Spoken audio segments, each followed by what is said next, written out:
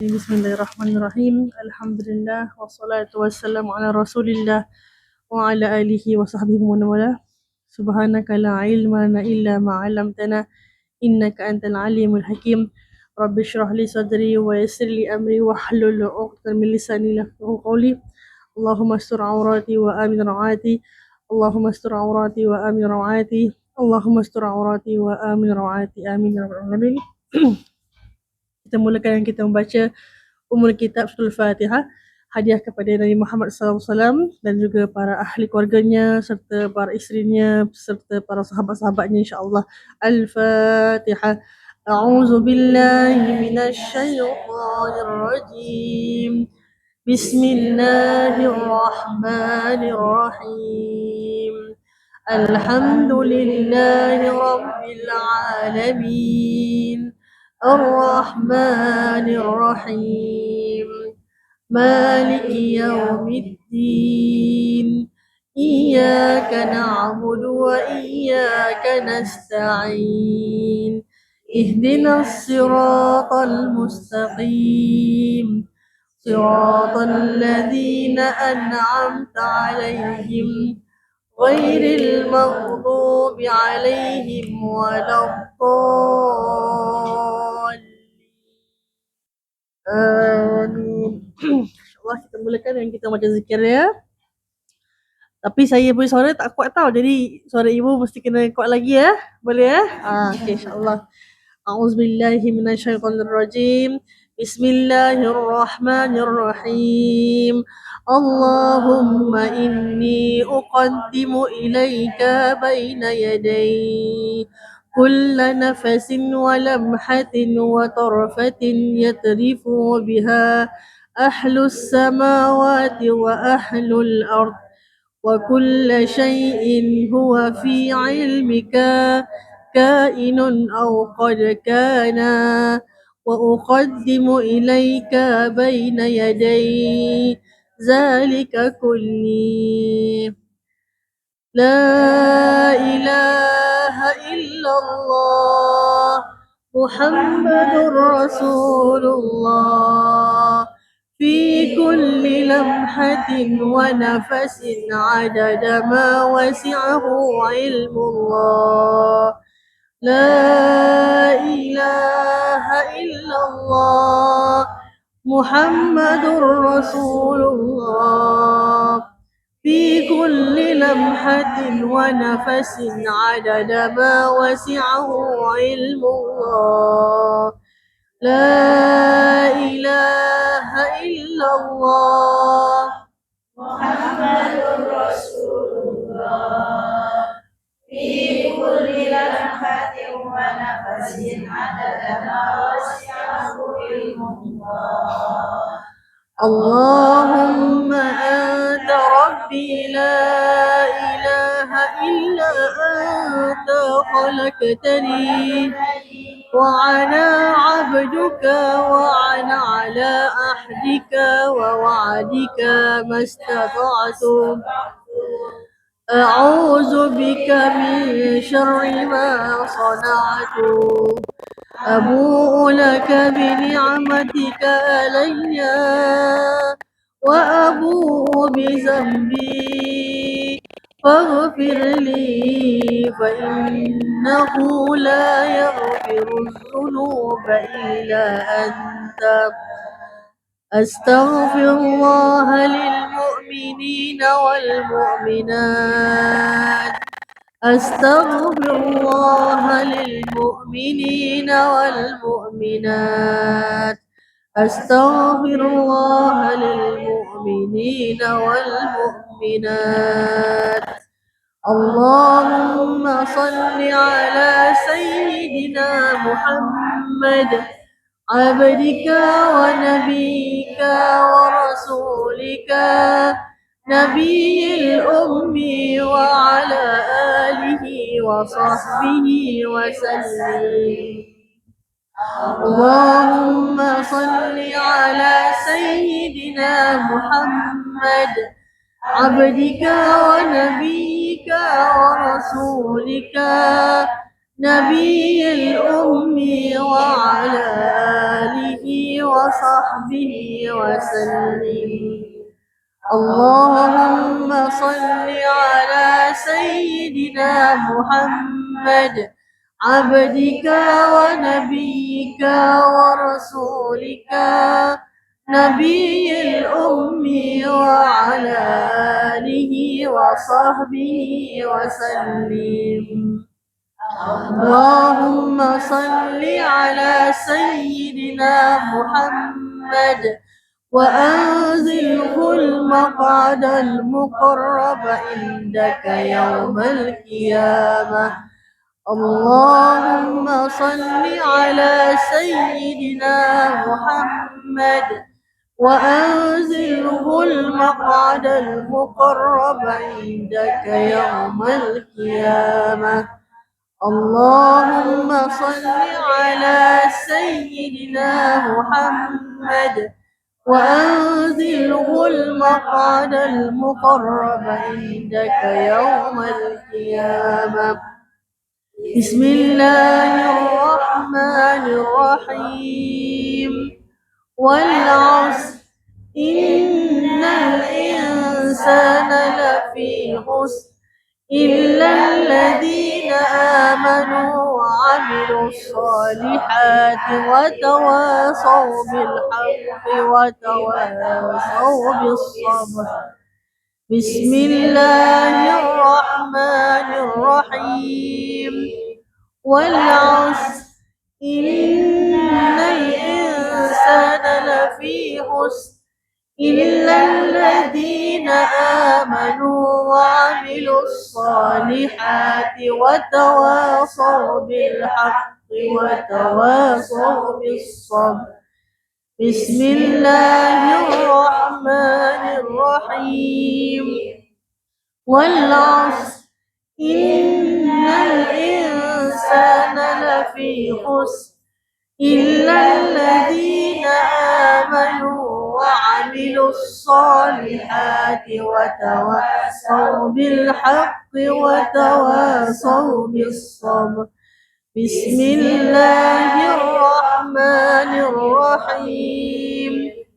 لإيلاف قريش إيلافهم رحلة الشتاء والصيف فليعبدوا رب هذا البيت الذي أطعمهم من جوع وآمنهم من خوف.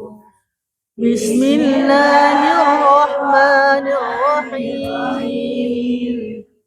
لإيلاف قريش إيلافهم رحلة الشتاء والصيف فليعبدوا رب هذا البيت الذي أطعمهم من جوع وآمنهم من خوف.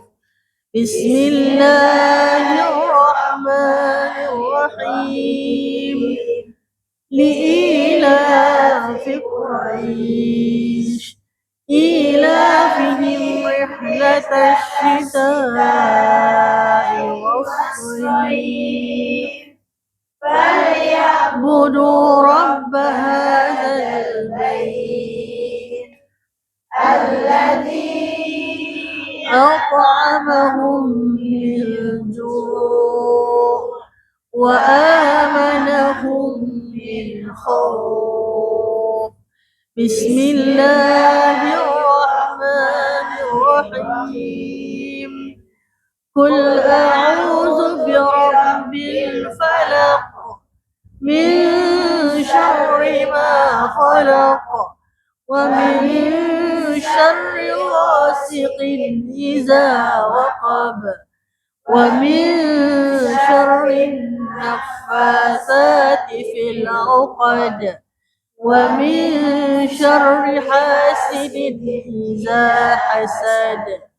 بسم الله الرحمن الرحيم قل أعوذ برب الفلق من شر ما خلق ومن شر غاسق إذا وقب ومن شر النفاثات في العقد ومن شر حاسد إذا حسد بسم الله الرحمن الرحيم قل أعوذ برب الفلق من شر ما خلق ومن شر غاسق إذا وقب ومن شر النفاثات في العقد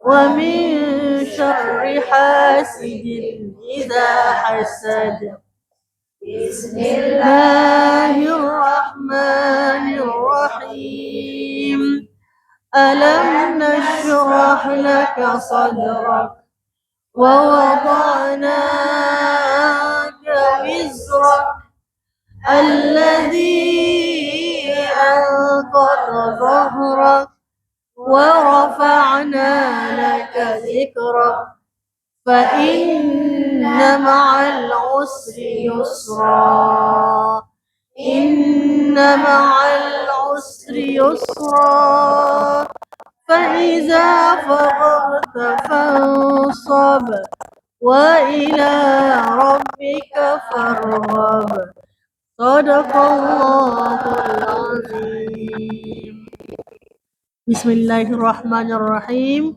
نويت التعلم والتعليم وتذكر وتذكير والنفع والانتفاع والإفادة والاستفادة والحث على تمسك بكتاب الله وسنة رسول الله صلى الله عليه وسلم والدعاء إلى الهدى والدلال على الخير ابتغاء وجه الله ومرضته وقربه وثوابه سبحانه وتعالى نوينا ما نوى مشايخنا وما نوى رسول الله صلى الله عليه وسلم Amin. Masih belum boleh Tak, tak ada. Ada ni tak siapa namanya? Noja ke? Tak boleh. Kalau tak ada, tak apalah kita libur hari ni. Ya? Okay, InsyaAllah kita dekat muka surat berapa? Siapa ingat?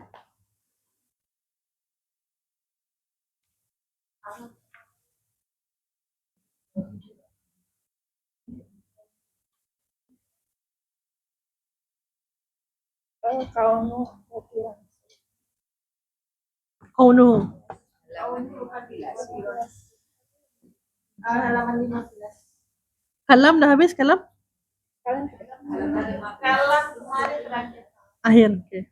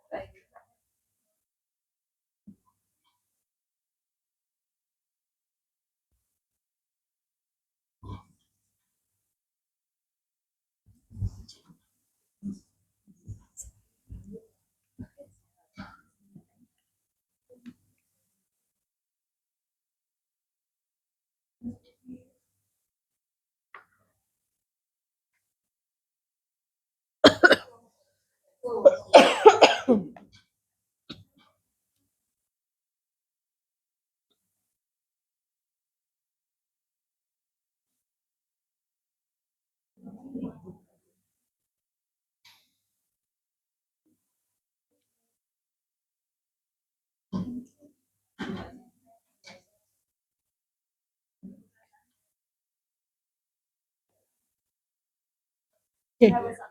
Kalam kan? Baik. Kalam kemarin terakhir Sudah selesai. Okay. Okey, kita ambil balik semula sikit. Saya takut hari tu kita kalah kabut. Kan? Jadi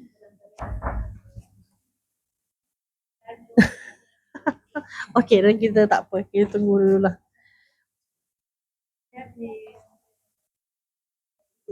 Okey, kita masuk kepada penerangan yang kemarin. Saya nak revise sikit lah. Ya. Kita revise sikit tentang sama. Kita akan masuk bab sama ke semula, basar dan kalam. Boleh? Boleh. Okay, dia tak payah baca daripada buku. Kita terus baca kat sini. Ya. Jadi sifat Allah, kita akan sambung tentang sifat Allah sebelum kita masuk kepada sifat kaunuhu, Allah yang lain insya-Allah. Ya, sifat Allah yang seterusnya adalah sifat sama, iaitu pendengar ataupun pendengar yang maha mendengar. Sama kan? That's why kita selalu baca sami kan? Allahu sami'un. Kenapa Allah gandingkan nama Allah As-Sami' dan Al-Alim? Maksud As-Sami' itu apa? Yang maha mendengar. Al-Alim? Mengetahui, pandai, Masya Allah. Alim tu alim lah kan. Alim tu is tahu. Alim tu maksudnya tahu kan. Ni contoh, ni orang alim. Orang alim ni maksudnya kita pandangan kita rasa orang alim tu orang yang baik, orang yang warak kan. Orang alim. Tapi sebenarnya dalam bahasa Arab, alim itu bermaksud orang yang tahu. Tahu tentang apa? Tentang agama Allah. Kan. Jadi ciri-ciri orang alim tu, dia warak, dia tawaduk dan sebagainya. Tu orang alim. Alim kan. So kita kalau sebut para habaib kan, kalau disebut kalau kita memperkenalkan habaib, kita akan cakap al-allamah. Al-allamah kira orang yang berpengetahuan, orang yang memang pandai, orang yang pakar. Al-allamah Habib Umar bin Hafiz contohnya. Al-allamah maksudnya kita panggil, kita gelarkan sebagai seorang yang berpengetahuan tinggi. So al-allamah tu derive from the word apa? Daripada perkataan alim kan, tahu. Kenal pastilah gitu. Jadi kenapa Allah gandingkan nama Allah As-Sami' Al-Alim? Selalunya kita akan dengar dulu baru kita faham.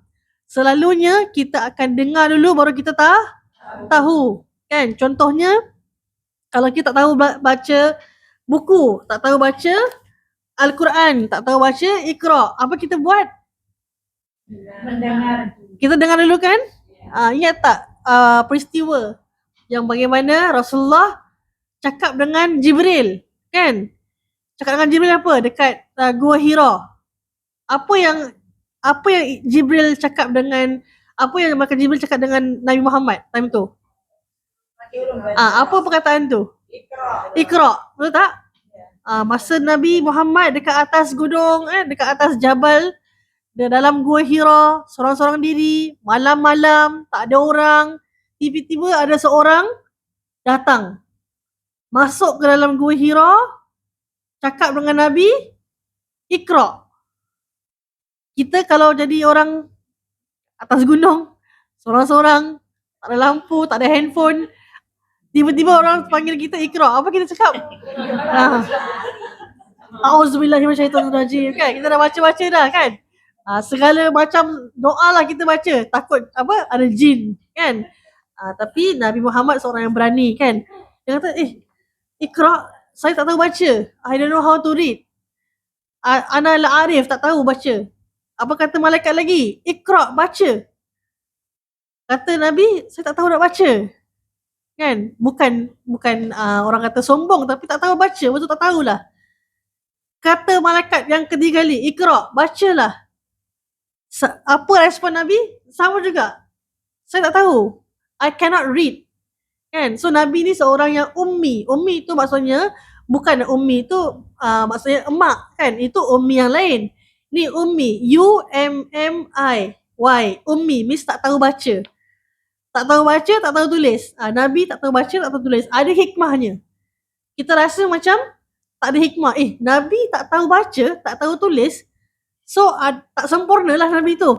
Kan? Tetapi dalam tak sempurnanya sifat tak tahu baca dengan tak tahu menulis ni ada hikmah kepada agama Islam. Kenapa? Bila Al-Quran diturunkan, orang percaya tak siapa yang tulis Al-Quran ni? So bila Al-Quran diturunkan, orang tak boleh cakap Nabi Muhammad yang tulis. Betul? Sebab Nabi Muhammad tak tahu tulis. Tak tahu baca, tak tahu tulis. Jadi macam mana orang yang tak tahu tulis menulis perkataan Al-Quran yang hebat ni? So Allah nak bilang, melalui tak tahu baca lah, tak tahu tulis lah, Allah turunkan kepada orang ini supaya orang tahu bukan Nabi Muhammad yang tulis. Tapi ini kalam Allah. So contohlah kalau kita tak tahu baca, tak tahu tulis, tiba-tiba saya kata dengan awak semua, saya lah yang tulis buku ni. Awak cakap apa? Macam tak boleh percaya lah kan? Kata tak tahu tulis, tak tahu nak membaca, macam mana saya boleh tulis buku ni contohnya. So kita rasa ragu-ragu, betul? Tapi kalau saya kata, ini bukan saya tulis, ini orang lain yang tulis. Sebab saya tak tahu baca, tak tahu tulis, ini orang lain yang tulis dan bagi saya. Percaya tak? Percaya sebab orang lain yang tulis, bukan saya yang tulis. So itulah hikmah kenapa Nabi Muhammad dilahirkan, dijadikan, diciptakan untuk tak boleh menulis dan juga tak boleh membaca ketika itu, supaya bila turunnya Al-Quran senang untuk berdakwah kepada orang-orang yang musyrik. Gitu. Tentang sama, tentang Al-Alim. Allah selalu cakap dalam Al-Quran, Wallahu Sami'un Alim. Kita time kecil-kecil lah ataupun sekarang, tak tahu nak baca Quran, tak tahu nak baca Iqra, apa kita kata? Kita dengar dulu kan, apa kata guru kita.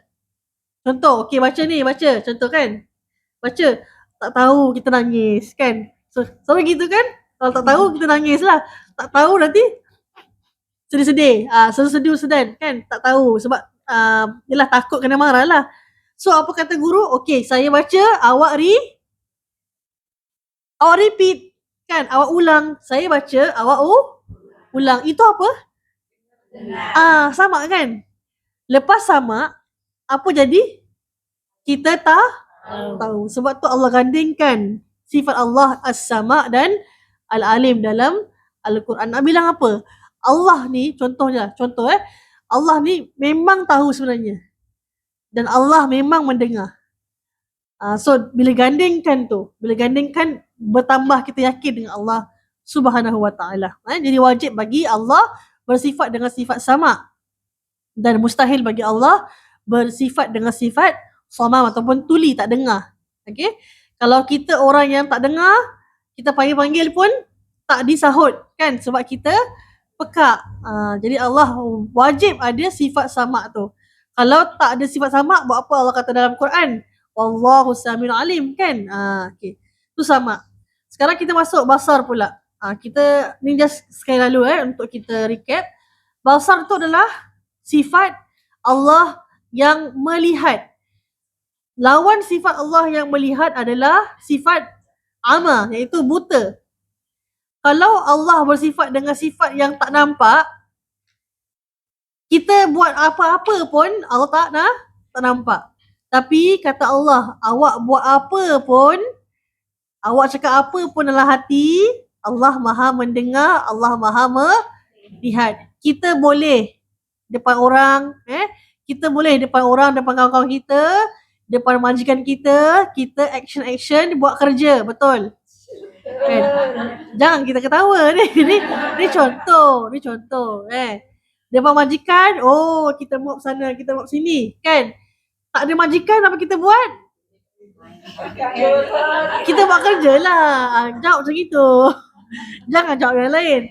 Tak ada majikan pun kita buat kerja, Ustazah. Tu bagus. Itu makna kita orang yang amanah. Okay? Ada majikan ke, tak ada majikan ke, kita memang akan buat kerja. Sebab memang itu kita punya tanggungjawab. Betul? Kalau majikan sahaja kita rasa kita perlu untuk buat benda tu, apalagi dengan Allah Subhanahu Wa Taala. Betul? Kan? Ada manusia mungkin depan orang dia hanya olok-olok saja. Tahu tak apa tu olok-olok? Bukan makanan Olok-olok tu maksudnya dalam bahasa Melayu tu lah berpura-pura, bermuka-muka. Orang kata talam dua muka lah kan. Kenapa talam dua muka Kuih tu. Ya. Eh. Satu putih, satu hijau. Okay. Lapar lah pula sekarang. Okay, tak apa. So talam dua muka tu adalah talam, kira ada dua muka lah kan. Depan orang kita step baik, depan orang kita step orang kata ceria lah dan sebagainya. Tapi belakang orang kita mengumpat pasal dia pula. Kan belakang orang kita mengunjing dia kan. Tak boleh macam gitu. Okay. Allah Maha melihat. Paling kita kena tahu macam inilah. Depan orang kita mungkin step baik. Kita solat, kita buat kerja, kita berzikir, kita berpuasa, kita jaga mulut kan.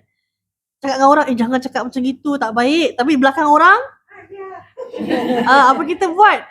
Kita buka handphone, kita buka Instagram. Inilah orang dia, kita tulis kan. Itu pun mengunjing kan? Tapi Allah Maha melihat apa yang kita buat dengan handphone kita sebenarnya. Kan? Ataupun contoh kita lihat, depan orang kita lihat agama kan. Okay, YouTube, TikTok, Ustazah ni, Ustazah tu kan. Tapi belakang orang, bila sendiri apa kita lihat? Sinetron kan. Korea lah, apalah, K-pop dan sebagainya kan. Okay, pulang lah Itu individu lah. Saya tak perlu nak cakap apa-apa, itu individu. Itu masih okey lagi kan, maksudnya masih lagi terkawal. Ada yang mungkin maaf kata melihat perkara-perkara yang tidak baik sampai merosakkan minda kita. Adakah Allah tak nampak? Allah nampak. Tapi kenapa Allah tak turunkan bala on the spot? Kenapa Allah tak terus seksa kita? Kenapa Allah tak terus hina kita? Kenapa? Sebab Allah itu ada sifat yang al-afu kan. Kita baca apa? Allahumma innaka afun. So bila saya dekat Mekah kemarin, masa tengah sa'i tu ada dekat atas wording dia kata baca Allahumma innaka afun tuhibbul afwa. Teringat benda tu. Allah itu Maha Pengampun. Kan? Kenapa Allah tak terus buat kita hancur bila kita buat dosa? Kenapa? Sebab Allah pernah cakap dengan Nabi Muhammad. Nabi Muhammad pernah cakap dengan Allah sebenarnya untuk tundakan. Jangan sampai umat aku kalau terbuat silap sekalipun Allah terus seksa dia. Jangan ya Allah. So Allah izinkan benda itu berlaku. Sampailah Allah kata, baik aku akan tundakan, tapi dua perkara ni kalau tak bertaubat dalam dua keadaan ni, aku akan kasih dia siksaan. Apa dia? Selagi mana matahari tak terbit daripada barat, dia sempat bertaubat, Allah akan ampunkan. Dan selagi mana nyawanya belum sampai ke dekat sini, nazak lah kira, nazak, sakaratul maut, Allah masih sempat mengampunkan. So kalau kita ada buat salah dengan Allah, secara sembunyi-sembunyi ataupun secara terbuka, kita minta maaf dengan Allah. Itu basar. Okay. Last sekali, kalam. Allah itu Maha Perkata. Allah tu berkata-kata. Kalau Allah boleh lihat, kalau Allah boleh mendengar, Allah juga boleh berkata-kata. Pernah Allah berkata-kata dengan Nabi Allah Musa alaihissalam. Kan? Dekat atas jabal, yang mana Nabi Musa sendiri minta, ya Allah, aku nak berbicara dengan engkau. Aku nak melihat engkau ya Allah. Kata Allah apa? Engkau takkan pernah sanggup untuk melihat aku. Tapi kalau kau nak lihat juga, kau pandang betul-betul dekat jabal tu. Kalau kau boleh tahan melihat kehebatan aku kau akan nampak akulah. Tapi bila Nabi lihat sikit je, tak sampai full pun, sikit saja, Allah tunjukkan kebesaran Allah. Nabi Musa bukan meninggal, Nabi Musa pengsan sebab terlalu shock, terlalu orang kata besarnya Allah punya keagungan. Tak sanggup melihat. Mata kita yang manusia ni tak sanggup melihat. So itulah kalam. Dan sangat tidak masuk akal kalau kita kata Allah itu bakamun ataupun tak boleh berkata-kata. Kalau Allah itu bisu, macam mana kita nak baca Al-Quran? Kan? Allah turunkan Al-Quran bermaksud Allah berbicara dengan kita. Okey, ni dah habis dah. Bukan dah habis kelas tapi dah habis yang ini. Okey, sekarang kita masuk kepada kaunuhu. Boleh? Baca je. Silakan baca. Silakan Mbak Kini. Tak apa, kalau tak bawa buku ambil baca je. Pakai buku yang ada. Kaunu kadiran, keadaan Allah yang mempunyai sifat qudrah atau keadaan Allah yang berkuasa. Wajib bagi Allah bersifat dengan keadaannya yang mempunyai sifat qudrah dan mustahil atasnya berkeadaan yang lemah. Kaunuhu ajizan. Dalilnya adalah seperti dalil sifat qudrah, berkuasa. Apabila Allah berkeadaan senantiasa mempunyai sifat qudrah yang tidak bercerai tanggal daripadanya selama-lamanya, maka dapatlah dipahami bahwa keadaannya yang berkuasa. Sambung sampai hari. Kaunuhu muridan, keadaan Allah yang mempunyai sifat iradah atau keadaan Allah yang berkehendak. Wajib bagi Allah bersifat dengan keadaannya yang mempunyai sifat iradah dan mustahil atasnya berkeadaan yang terpaksa. Kaunuhu karihan. Dalilnya adalah seperti dalil sifat iradah, berkehendak. Apabila Allah berkeadaan senantiasa mempunyai sifat iradah yang tidak bercerai tanggal daripadanya selama-lamanya, maka dapatlah dipahami bahwa keadaannya yang berkehendak. Okey. Lanjut sampai habis. Ni saya nak habiskan kaunuhu sampai kaunuhu mutakaliman. Panjang ni. Siapa nak baca silakan baca. Baca sampai habis je.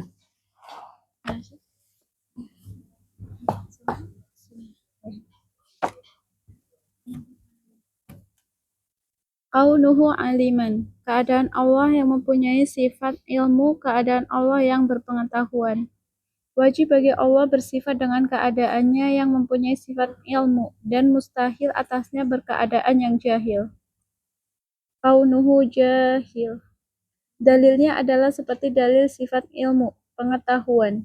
Apabila Allah berkeadaan sentiasa mempunyai sifat ilmu yang tidak bercerai tanggal daripadanya selama-lamanya, maka dapatlah difahami bahwa keadaannya yang mengetahui. Sambung. Lagi. Kaunuhu hayyan, keadaan Allah yang mempunyai sifat hayyah, keadaan Allah yang berpehidup. Wajib bagi Allah bersifat dengan keadaannya yang mempunyai sifat hayyah dan mustahil atasnya berkeadaan yang mati. Dalilnya adalah seperti dalil sifat hayyah, pehidup. Apabila Allah berkeadaan sentiasa mempunyai sifat hayyah yang tidak bercerai tanggal daripadanya selama-lamanya, maka dapatlah difahami bahwa keadaannya yang hidup. Lagi? Next one. Ada yang tak ada buku ya? Belum dapat ke atau tak? Tak bawa Terlupa hari ni kelas ni Kaunuhu sami'an, keadaan Allah yang mempunyai sifat sama, keadaan Allah yang berpendengar. Wajib bagi Allah bersifat dengan keadaannya yang mempunyai sifat sama dan mustahil atasnya berkeadaan yang pekak. Dalilnya adalah seperti dalil sifat sama atau pendengar. Apabila Allah berkehendak senantiasa mempunyai sifat sama yang tidak bercerai tanggal daripadanya selama-lamanya, maka dapatlah difahami bahwa keadaannya yang mendengar. Lagi ya kalau Sambung. Kaunuhu basiran, keadaan Allah yang mempunyai sifat basor atau keadaan Allah yang berpelihat. Wajib bagi Allah bersifat dengan keadaannya yang mempunyai sifat basor dan mustahil atasnya berkeadaan yang buta. Dalilnya adalah seperti dalil sifat basor atau pelihat. Apabila Allah berkeadaan senantiasa mempunyai sifat basor yang tidak bercerai tanggal daripadanya selama-lamanya, maka dapatlah difahami bahwa keadaannya yang melihat. Last sekali. Mutakalliman. Kaunuhu mutakaliman. Keadaan Allah yang mempunyai sifat kalam, keadaan Allah yang berperkata. Wajib bagi Allah bersifat dengan keadaannya yang mempunyai sifat kalam dan mustahil atasnya keadaan yang bisu. Kaunuhu abkam. Dalilnya adalah seperti dalil sifat kalam berkata. Apabila Allah berkeadaan senantiasa mempunyai sifat kalam yang tidak bercerai tanggal daripadanya selama-lamanya, maka dapatlah difahami bahwa keadaannya yang berkata-kata. Wajib ke atas setiap mukallaf beriman bahwa sifat harus bagi Allah adalah satu, yaitu fi'lu kulli mu'kinin au tarkuh. Melakukan sesuatu ke atas mukmin atau makhluk atau meninggalkannya, tidak melakukannya. Okey, ini sifat harus Iya. Okey, sifat harus kita stop dulu, kita continue kaunuhu dulu. Boleh? Okey, baik, terima kasih. Okey, syukran. Sekarang kita akan masuk bab kaunuhu. Kita dah belajar tentang sifat yang wajib bagi Allah, iaitu apa? Allah itu wajib wujud. Allah wajib kidam, sedia ada. Allah wajib baqa, kekal. Allah wajib mukhalafatuhu lil hawadis, tak serupa dengan makhluk. Allah wajib untuk qiyamuhu binafsihi, berdiri sendiri, tak dipaksa. Allah wajib wahdaniyah, satu, tak ada dua, tak ada tiga. Allah wajib bersifat kudrah, berkuasa. Allah wajib bersifat iradah, berkehendak. Allah wajib bersifat ilmu, berpengetahuan. Allah wajib bersifat hayyu, Allah itu hidup. Allah wajib bersifat sama, Allah wajib ada sifat pendengar, ada sifat basar, pelihat. Allah wajib bersifat dengan kalam, iaitu perkata. Jadi kenapa ada tambahan kepada kaunuhu qadiran, kaunuhu muridan? Kenapa ada kaunuhu tu, kenapa? Jadi para ulama mengatakan tambahan kepada kaunuhu ni bukanlah tambahan sifat Allah, tetapi lebih nak cakap tentang keadaan Allah yang senantiasa bersifat itu.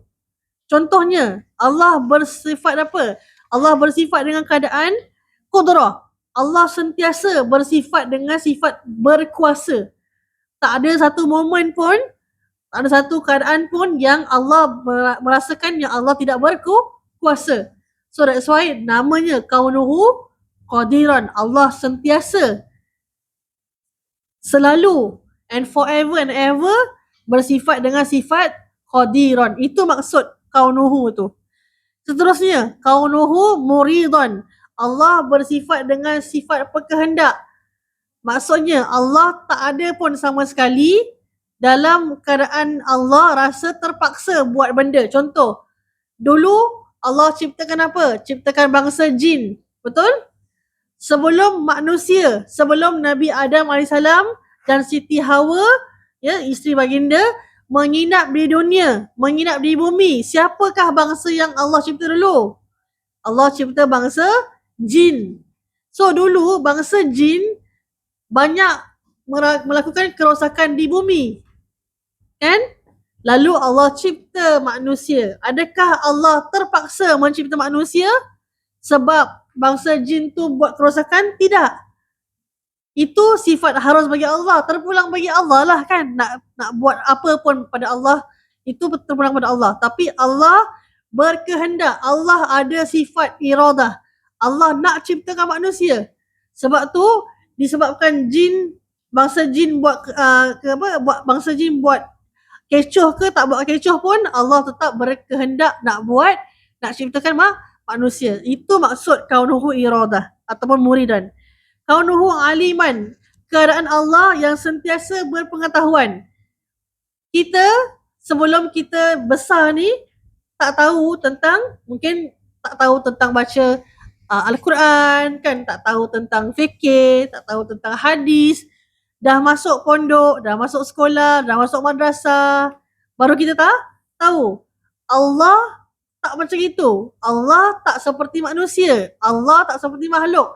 Allah at anything, at any keadaan, at constant memang tahu. Memang kenal, memang berpengetahuan.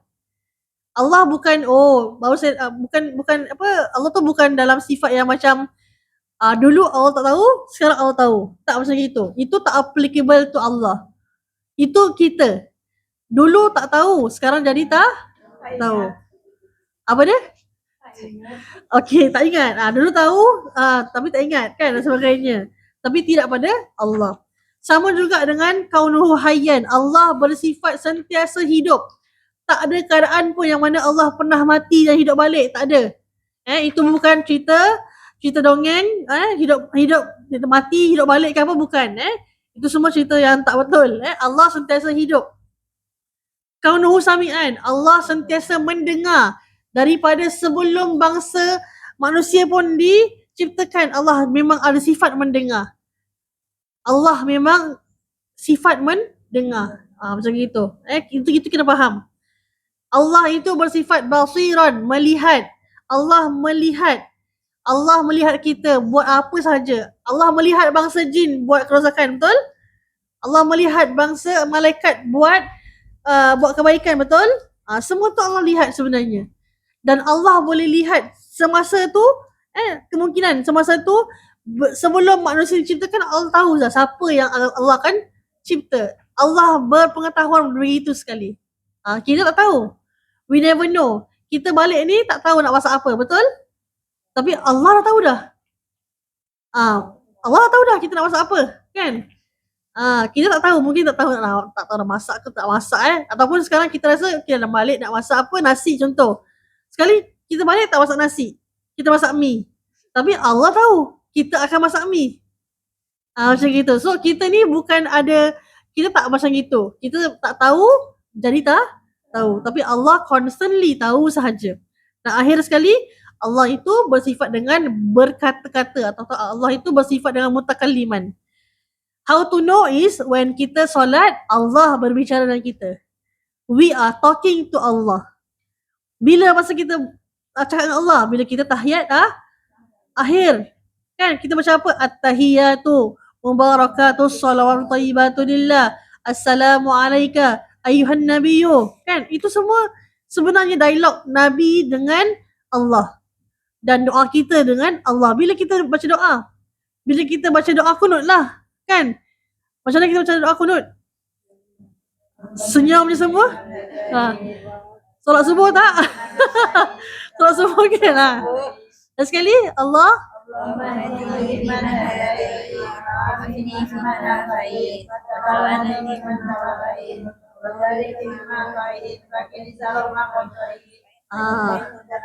Okay, baguslah. Ni kalau ramai-ramai bagus. Kan? Kalau one by one saya tak tahulah, tapi insyaAllah semua tahu. Kalau tak hafal sekalipun tak apa. Sebab ada kunut yang panjang, ada kunut yang pendek. Dia macam gini, dalam mazhab kita, dalam mazhab Syafi'i, kalau kita buat solat subuh, okey? Ni masuk fikir sikit lah. Kalau kita buat solat subuh, kita sangat dianjurkan untuk baca doa kunut. Kalau kita tak baca doa kunut, kita berdiri saja, tak tahu baca. Ustazah saya tak tahu baca doa kunut. Apa kita boleh baca? Apa? Kita boleh baca macam itu. Ataupun kita boleh baca gini, Rabbighfirli, Rabbighfirli, Rabbighfirli. Itu pun boleh sebenarnya. Paling pendek doa kunut tu itulah. Allah, ya Allah maafkan aku, ya Allah ampunkan aku, ya Allah ampunkan aku. Itulah paling pendek. Kan?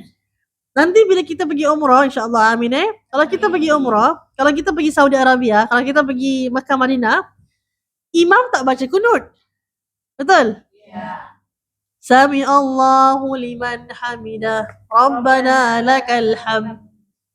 Allahu Akbar. Kita nak angkat tangan tapi kita angkat tangan tapi imam tak baca doa kunut. Kita ikut mana? Imam ke kita baca doa kunut? Ikut imam. Kalau kita baca doa kunut, kita dah mufarakah, kita dah terkeluar dengan imam. So kalau kita ikut negeri dia, kita pergi negeri dia, kita ikutlah cara mereka sembahyang, kan? Jangan terkejut pula tak ada doa kunut. Mereka memang tak mengamalkan. To them it's not sunnah. To them kira dia orang tak buat lah. Kalau kita kat sini kita amalkan. Jadi jangan gaduh dengan kawan-kawan kita, kan? Mana boleh buat doa kunut? Saya baru balik Mekah ni, saya ni. Kan kita bilang dengan kawan kita, saya ni dah pergi umrah dah. Kita action saya mana ada ni, salah, awak semua salah. Mana boleh cakap macam itu. Nabi sendiri cakap jangan gaduh, jangan berjidal tentang benda-benda gini. Sebab tu dalam Islam ada banyak pendapat itu pun ada kebaikannya. Maksudnya ada yang nak buat, silakan buat. Ada yang tak nak buat sebab Nabi tak buat, silakan. Tak ada masalah sebenarnya.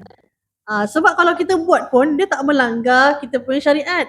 Dia tak melanggar kita punya ibadah, kan? Kan itu doa kita, kan doa. Kan Rabbighfirli atau apa tadi doa kunut, Allahumma. Itu semua doa, kan? So kita minta Allah ekstra doa dalam kita baca kunut tadi tu. So that's why kita kena faham kadang-kadang berlakunya lain pendapat bukan maksud kena gaduh, tapi saling menerima. Kita rasa kita betul, kan? Padahal kita salah. Kita rasa dia salah padahal dia betul, kan? So jangan kita bergaduh. Okay, I will stop here. Saya akan stop sini tentang kaunuhu. Kita akan sambung sifat harus nanti kemudian hari, ya. Sebab sifat harus ni cuma satu je. There's only one sifat harus bagi Allah. Allah bersifat dengan sifat harus. Maksudnya kalau kita go through here adalah sifat harus bagi Allah adalah melakukan satu perkara kepada makhluk ataupun tidak melakukan satu perkara kepada makhluk. Contohnya Allah Subhanahu Wa Taala boleh sahaja memberi pahala kepada sesiapa sahaja yang Allah nak beri. Sama juga macam hidayah. Kan Allah boleh saja bagi hidayah kepada sesiapa sahaja yang Allah nak. Walaupun orang tu sebenarnya tak pernah seumur hidup dia beribadah, tak pernah. Tapi di akhir hayat dia, Allah yang sendiri kasih hidayah, itu termasuk Allah punya ihsan. Allah punya kehendak.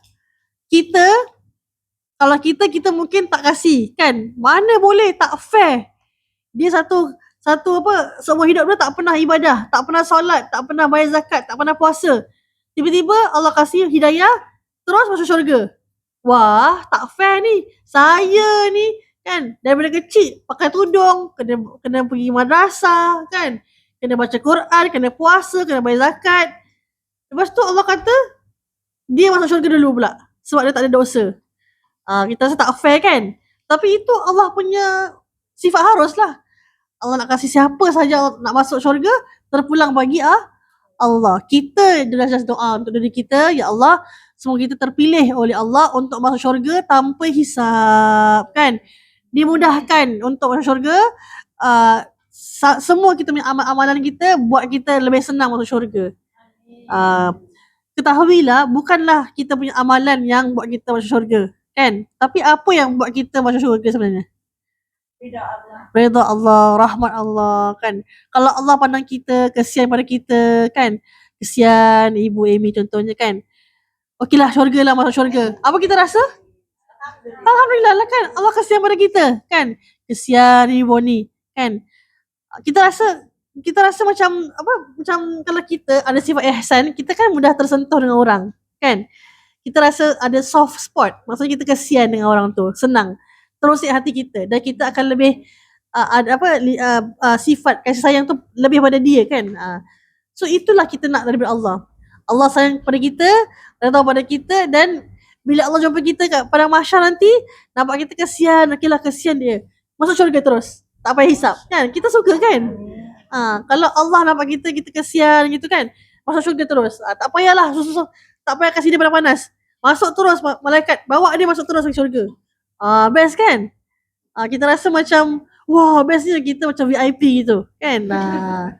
Alhamdulillah, Ini semua orang kata Allah punya kehendak lah, Allah punya sifat nak bagi siapa masuk syurga dulu ke apa ke, itu semua Allah punya aturan lah. Bukan pada kita, bukan sebab kita amal baik, kita rasa kita ni banyak solat malam, banyak baca Quran, kita lagi bagus daripada orang lain. Tak. Jangan pernah ada satu sifat ni yang mana contoh kita rasa kita paling baik antara kita semua ni, antara kawan-kawan kita ni kan. Kita nampak kawan-kawan kita, kita rasa aku ni paling baik dalam suatu hasanah ni, aku paling baik. Kita rasa gitu kan. Dalam grup suatu hasanah ni, saya paling baik lah kan. Kenapa? Saya yang pandai ni, saya yang pandai itu kan. Tapi Allah tak suka macam gitu. Apa satu sifat yang Allah kata haram masuk syurga?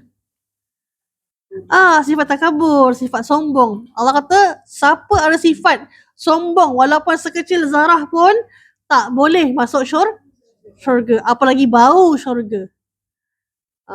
Kan tak boleh. Apa dia? Betul. Lebih baik kita merendah diri, lebih baik kita rasa kita ni tak baik. Contoh dengan dalam banyak-banyak kawan kita, kita rasa Masya Allah, kawan-kawan saya semua baik, saya ni yang tak baik sebenarnya. Itu lebih baik daripada kita rasa kawan-kawan saya semua ni tak baik, saya yang paling baik kan, saya lah ni kan. Bila kita kata saya ni, tak boleh lah gitu. Itu sifat iblis, sifat ananiyah. Kan, sifat ananiyah tu maksudnya saya yang paling baik. That's why bila Allah kata, wahai iblis, sujud kepada Nabi Adam, apa kata iblis? Saya tak nak, sebab saya diciptakan dari api dengan tanah. Saya api tau. Contohlah dia kata dengan Allah macam itu, iblis. Saya ni api, ya Allah. Dia tu tanah je. Kan? Ni contoh je lah, bukan betul pun kan. Saya cuma nak bilang ni drama je lah kan. Saya ni api tau, ya Allah. Dia tu tanah je. Kan? Saya orang lama ni. Dia orang baru je. Baru datang, nak kena sujud dia kan. Kita rasa marah kan. Contohnya dia rasa marah. Apa kata Allah? Keluar kau daripada syurga. Allah cuma satu benda je Allah minta dengan dia sebenarnya kan. Kalau kita baca Quran betul-betul, Allah cuma minta satu benda je dengan iblis. Itu pun nak test iblis sebenarnya. Boleh tak dia buat benda ni? Boleh tak dia rendahkan ego dia dan sujud kepada Nabi Adam? Ternyata tak boleh. Dia rasa jangan dia lagi baik. Dia kata, aku ni lagi baik daripada Adam, ya Allah. Maksudnya iblis bilang Allah yang saya ni lagi baik daripada Nabi Adam. Sedangkan Allah yang cipta iblis kan. So satu benda je Allah minta dengan iblis buat. Sujud kepada Nabi Adam. Sujud tu tanda hormat lah, bukan sujud menyembah. Sujud hormat. Itu pun tak boleh buat. So apa kata Allah? Kena keluar daripada syurga. Lepas tu, satu hal. Dah buat macam gitu kan? Dah cakap macam gitu. Dah sombong dengan Allah kan? Apa kata iblis? Tak fair. Kan? Saya kena keluar daripada syurga. Nanti kau Adam. Kan? Dalam hati dia kan? Iblis kan? Pasal kau Adam kau jaga-jaga. Jaga-jaga kau dah gitu kan? Gitu. Apa iblis buat? Dia pun berbisik-bisik kan, dia menyamar masuk dalam syurga kan. Dia bisik melalui siapa? Mula-mula kan dia cuba nak dia cuba nak menggoda kan Nabi Adam, tapi tak layan. Tapi apa yang dibuat? Dia berbisik kepada Siti Hawa. Itu semua perkara yang bukan dosa, tapi kesilapan yang terjadi, yang Allah izinkan untuk terjadi. Kan? Sebab dia nak apa? Dia tak nak nampak yang dia seorang salah. Dia nak bilang Allah yang Adam pun buat salah. Macam itu. Kira kalau saya turun, dia pun kena turun juga lah. Macam itu kan. Itu sifat iblis. Kita macam gitu tak? Macam gitu ke? Kan? Kalau kita salah, kita semua orang salah. Tak boleh macam itu kan. Kalau kita salah, kita mengaku salah sudahlah. Kita minta ampun dengan orang, kita minta ampun dengan Allah kan, dan kita jadi baik lagi. Jangan ikut sifat iblis. Okay? So iblis, Allah cakap satu benda. Iaitu kau sujud kepada Nabi Adam. Tak boleh buat. Sekarang Allah bilang kita, Allah perintah kita buat apa? Satu benda. Apa dia Allah perintah kita? There's only one thing yang Allah suruh. Allah suruh kita solat tu apa? Sama tu. Sama lah tu. Maksudnya apa? Allah suruh kita satu benda je. Iaitu hidup kamu, wahai manusia, wahai hamba Allah, hidup kamu satu benda je. Ibadah kepada aku. Boleh buat tak? InsyaAllah boleh buat. Satu benda je Allah minta. Ibadah terhadap aku. Kalau engkau ibadah terhadap aku kasih semua. Dunia aku kasih, akhirat pun kasih. Satu benda Allah minta. Ibadah kepada aku. So jangan jadi iblis. Allah minta satu benda, tak ditunaikan. Lepas tu demand pula tu. Ya Allah, aku nak hidup sampai hari kiamat. Supaya aku dapat kacau cucu Adam semua ni. Tu iblis kan? Kita jangan macam gitu. Okay, kita stop sini. Ada soalan tak berkaitan dengan tauhid? InsyaAllah minggu depan last tauhid kita akan masuk sifat Rasul pula. InsyaAllah. Saya faham tauhid ni agak dry sikit. So nak kena banyak bercerita kan. Ada soalan tak? Kalau ada soalan, saya kasih soalan.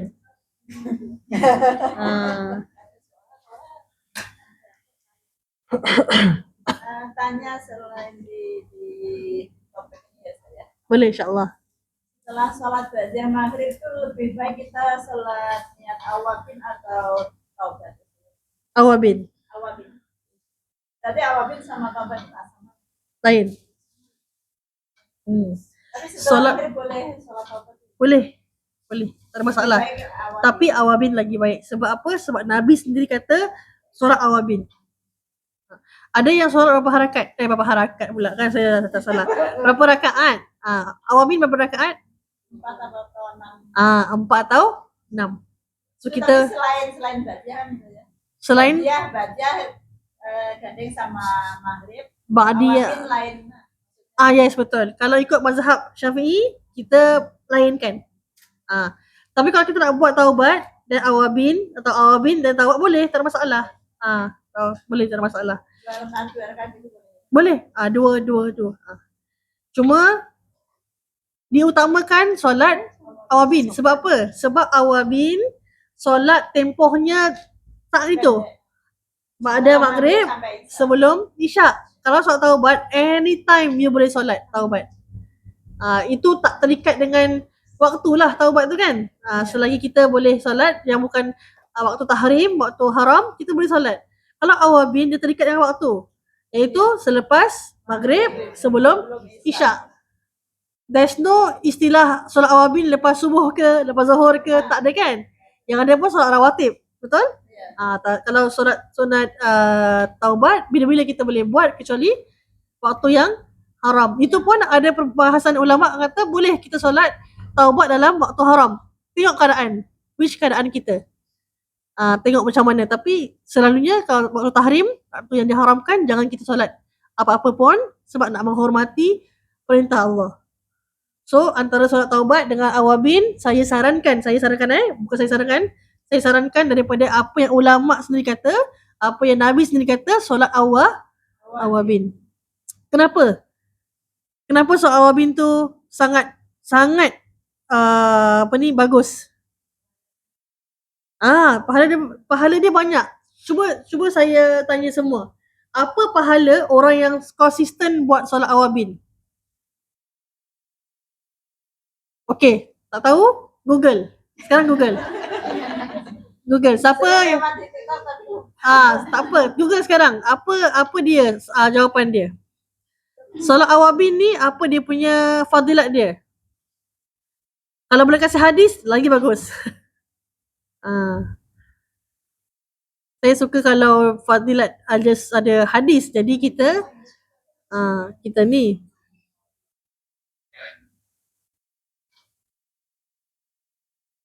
Setara ibadah 12 tahun. 12 tak? 12 tahun. Selain daripada tu ada tak? diampuni dosa-dosanya, jagaan iman dan surga. Apa dia? Lagi? Ada hadis tak? Saya nak cari hadis lah kalau boleh. Hadis dia. Hadis dia tu yang saya nak. Dalam buku tak ada? Dalam buku yang ni tak ada? Tak ada? Hadis Tirmizi. Dan siapa surat rahmah? Cakap sikit. Tak dengar. Kuat sikit. Sholatnya orang-orang yang bertaubat atau awalin adalah ketika anak kita melihat.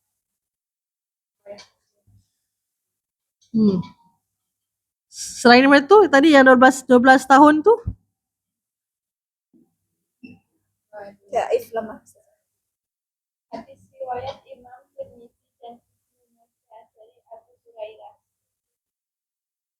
Barang siapa yang sholat 6 rakaat antara masjid dan kita tidak berbicara di antara keduanya dengan sesuatu yang buruk, maka sholat tersebut Itu saya nak dengar.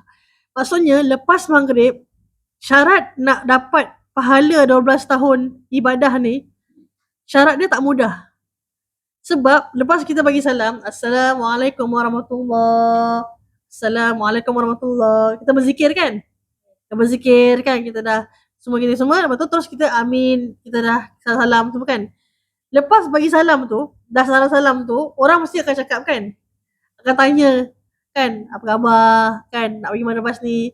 Tapi syarat nak dapat pahala 12 tahun ni adalah lepas kita dah solat, dah zikir, terus kita kena buat solat awabin. Means tak boleh berbual. Tu syarat dia. Tu syarat dia lah. Tapi kalau terberbual, dimaafkan lah. Tak apa kan. Maksudnya kalau kita cuba ourselves, we try ourselves untuk tak berbual dengan orang. That's why selalunya kalau kita solat jemaah, kita akan tahu, kita akan nampak orang yang memang faham agama atau memang ada ilmunya, lepas solat maghrib tak akan ajak berbual. Jarang orang akan ajak berbual lepas maghrib. Kenapa? Sebab nak kejar pahala awabin ni. Because kalau dah berbual, dah hilang lah pahala dia sikit tu kan. Mungkin bukan hilang semua, tapi mungkin separuh dapat ataupun sikit tak dapat lagi tu. Kurang sempurna. Sebab kata hadis tu kan apa? Siapa yang solat pada maghrib tak berbual, lepas tu terus buat solat awabin kan, seperti mendapat pahala 12 tahun. Paling susah kalau kita buat dengan jemaah. Kalau kita dengan jemaah susah lah. Paling senang kalau kita sendiri kat rumah kan. Takkan kita nak berbual diri sendiri kan. Macam itu. Okay, very good. Alhamdulillah. So kita amalkan solat awabin. Boleh. Selalunya dekat apa, kalau kat umrah tu memang selalu buat. Sebab apa? Sebab nak tunggu isyak tu. Betul. Orang akan selalu buat. Sebab apa? Time tu lah kita nak manfaatkan kita punya masa kan. Kalau kat sini kita lepas maghrib nak kena masak lah, nak kena tunggu bos balik, nak kena tunggu mem balik, nak kena tunggu apa semua balik kan. Salat pun kadang salam kelenting. Nak kena tengok anak, nak kena tengok baby, nak kena tengok kucing semualah kan, nak kena tengok. Susah nak kita fokus, betul? Bila kita dekat sana atau bila kita sendiri, kalau kita dapat lah, contoh kalau majikan kasih lah solat maghrib tu lama sikit, kita boleh buat. Sebab tak payah nak berbual kan. Tapi kalau kita tak boleh buat, contohnya terpaksa kena berbual juga atau kena keluar, kita buat semampu kita lah. Lepas solat maghrib, kita buat 2-4 rakaat dan dah. At least jangan lama sangat sebab nanti takut yelah majikan perlu kita kan. Nanti dia kata apa lama-lama ni kan, curi tulang ke kan, tak tahu. Kita tak tahu kan, kita nak ibadah. Pada dia kita curi tulang kan. Pada kita nak ibadah, tapi itu sangkaan dia lah. So apa kita boleh buat? Kita dalam kerja, so kita buat apa? Kita buat semampu kita. Nanti bila kita ada banyak masa, kita pergi umrah, kita balik rumah, kita balik kampung kan, kita contoh ataupun bos cuti contohnya, kita boleh ibadah seluas-luasnya kan. Itulah masanya kita betul-betul duduk atas sejadah. Paling bagus adalah lepas solat maghrib, dah doa, tak ubah orang kan. Solat awabin sampai kita masuk isyak tu. Tu paling bagus sebenarnya. So kita isi masa tu. Macam mana kita kat umrah nanti kan, kita umrah lepas solat maghrib memang terus kita ibadah, tak ada beberapa orang pun sampai isyak. Lepas isyak dan dah gitu. Tu best lah kan. Tak beberapa orang kan, kita ibadah je. Tu best lah. Tapi nak buat kat sini agak susah sikit. Sebab kat rumah kan. Cuma beribadah saja. Betul. Kita bukan kerja office hour kan, bukan 9 to 5, 9 to 6 kan. Kita every hour kan kita kerja. Macam itu. Maaf Ibu, sudah live dah end live? Belum. Boleh Boleh lah, tak apa. Kita ni soal jawab